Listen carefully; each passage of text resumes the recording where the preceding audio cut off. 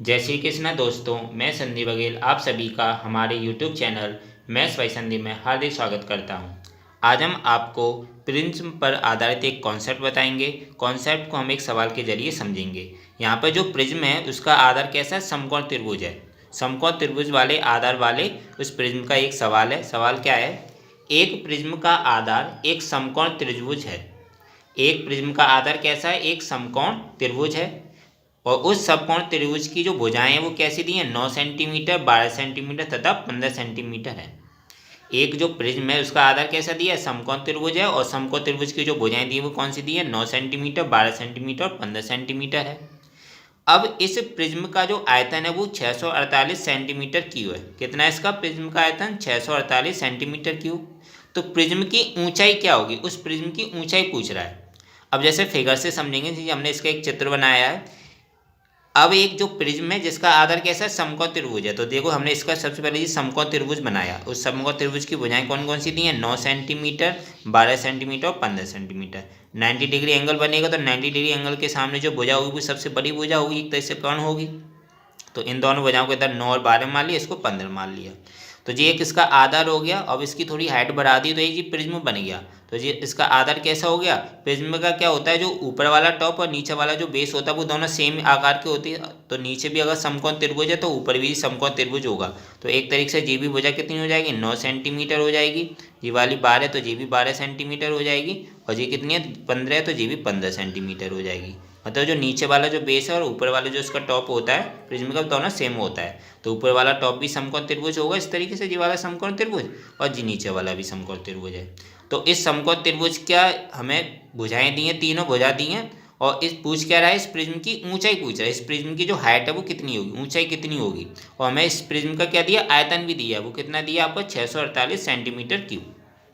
तो सबसे पहले हम समझेंगे कि प्रिज्म के आयतन का फॉर्मूला क्या होता है। हम जानते हैं, वी नो दैट, प्रिज्म का जो आयतन होता है उसका फॉर्मूला होता है प्रिज्म के आधार का क्षेत्रफल। जो भी प्रिज्म है उसका जो आधार है उसका क्षेत्रफल गुणा ऊंचाई। तो प्रिज्म का आयतन का क्या फॉर्मूला होता है? प्रिज्म के आधार का क्षेत्रफल गुणा ऊंचाई। क्या होता है? प्रिज्म के आधार का क्षेत्रफल गुणा ऊंचाई होता है। तो प्रिज्म का आयतन हमें कितना दिया है? 648 सेंटीमीटर। तो 648 लिख दिया। अब प्रिज्म का जो आधार का क्षेत्रफल है, तो प्रिज्म का आधार कैसा है? समकोण त्रिभुज है। कैसा है? जैसे जी वाला हमने जी समकोण त्रिभुज है, इसको हमने इस फिगर में लिख दिया। इसको इस तरीके से हमने बना दिया। एक जी 9 सेंटीमीटर इसका आधार हो गया, 12 सेंटीमीटर इसकी लंब होगी और जो 15 जी वाली इसका कर्ण होगी और जी 90 डिग्री एंगल बनना है। तो एक तरह से समकोण त्रिभुज का क्षेत्रफल है जी, समकोण त्रिभुज का क्षेत्रफल गुणा ऊंचाई। तो प्रिज्म का आयतन बराबर क्या हो जाएगा? समकोण त्रिभुज का क्षेत्रफल गुणा ऊंचाई। और समकोण त्रिभुज का क्षेत्रफल क्यों लिखा है? क्योंकि फॉर्मूला में होता है प्रिज्म के आधार का क्षेत्रफल, और जो प्रिज्म का आधार है वो कैसा है? समकोण त्रिभुज है। तो 648 बराबर क्या हो जाएगा? समकोण त्रिभुज का क्षेत्रफल गुणा ऊंचाई। अब समकोण त्रिभुज का क्षेत्रफल का क्या फॉर्मूला होता है? समकोण त्रिभुज के क्षेत्रफल का फॉर्मूला होता है 1/2 आधार इंटू लंब। तो आधार इंटू लंब मतलब कर्ण को छोड़कर जो दो भुजाएं होती हैं उन दोनों का मल्टीप्लाई का आधा। तो आधार जैसे हमने इसको मान ली 9 सेंटीमीटर, तो लंब इसको मान ली 12 को। इसमें कुछ भी मान सकता है, इसको आधार मानेंगे तो इसको लंब मानना पड़ेगा। मतलब कर्ण को छोड़कर जो जो दो भुजाएं जो समकोण त्रिभुज बना रही हैं उन दोनों भुजाओं का योगफल अपॉन 2 होता है। तो क्या हो जाएगा? समकोण त्रिभुज का क्षेत्रफल 1/2 आधार इंटू लंब और गुणा ऊंचाई ऐसी ऐसी लिखा रहने दिया। तो 648 ऐसी लिखा 1/2। अब आधा इसमें कितना है? हमने आधा इसका 9 माना है। इस वाली भुजा को आधार मान लिया तो ये 9 सेंटीमीटर होगी। तो लंब क्या होगी आपकी? 12 होगी। तो आधार की जगह 9 लिखा और लंब की जगह हमने क्या लिखा? 12 लिख लिया। गुणा ऊंचाई ऐसी लिखा रहने दिया। तो 648 बराबर 1/2, 9 गुणा 12 गुणा ऊंचाई हो गया। अब हम क्या करेंगे? 648 बराबर 1/2, 2 से जी 12 कितनी बार कट गया? 6 बार कट गया। तो इधर क्या बचा? 9 गुणा 6 और गुणा h बचा। तो जी 9 गुणा 6 क्या हो जाएगा? वो इधर चला जाएगा नीचे। तो h बराबर क्या हो जाएगा? 648/9 गुणा 6। तो इससे क्या करेंगे? अब 6 से जी कितनी बार कट जाएगा? 6 से इसको काट दो, 6 एकम 6 और जी कितने बार? 6×8 तो 08 हो गया। तो 108/9 हो गया। 108 अब 9 का भाग देंगे 108 में तो जी कितनी बार कटेगा? 9 एकम 9 और 9 दूनी 18। तो जी कितना आ गया? 12 आ गया। तो जो प्रिज्म की ऊंचाई है वो कितनी आ गई आपकी? प्रिज्म की जो ऊंचाई है वो आ गई 12 सेंटीमीटर। तो वो एक प्रिज्म जिसका आधार कैसा था? समकोण त्रिभुज था और जिसकी भुजाएं कौन कौन सी थी? 9 सेंटीमीटर, 12 सेंटीमीटर, 15 सेंटीमीटर। और उसका जो आयतन था वो कितना था? 648 सेंटीमीटर क्यूब। तो उस प्रिज्म की ऊंचाई कितनी लिख रही? हमारी प्रिज्म की ऊंचाई लिख रही 12 सेंटीमीटर।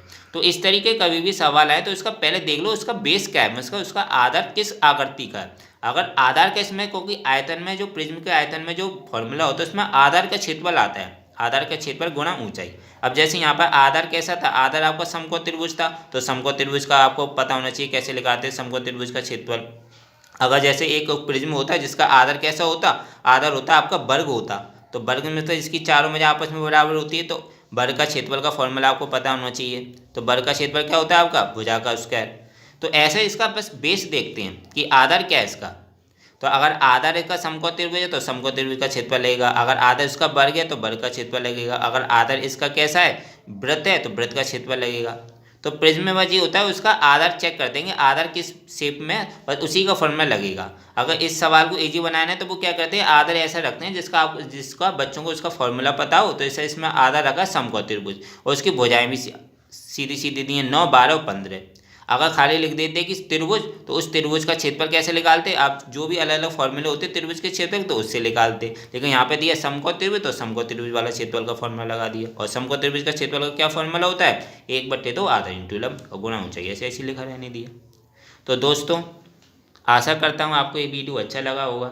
अगर वीडियो अच्छा लगा है तो लाइक करना बिल्कुल मत भूलें, शेयर करें ज़्यादा से ज़्यादा फ्रेंड्स फैमिली मेम्बर्स के साथ। और अभी तक अगर आप चैनल को नहीं सब्सक्राइब किए हों तो चैनल को ज़रूर सब्सक्राइब करें, बेल आइकन दबा के और नोटिफिकेशन में रखिएगा। इससे क्या होगा कि जब भी मैं वीडियो डालूंगा आपको उस वीडियो का नोटिफिकेशन मिल जाया करेगा और आप उस वीडियो को देख लिया करेंगे।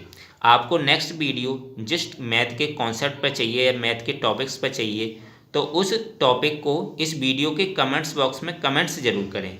तो मिलता हूँ नेक्स्ट वीडियो में दोस्तों, थैंक यू सो मच।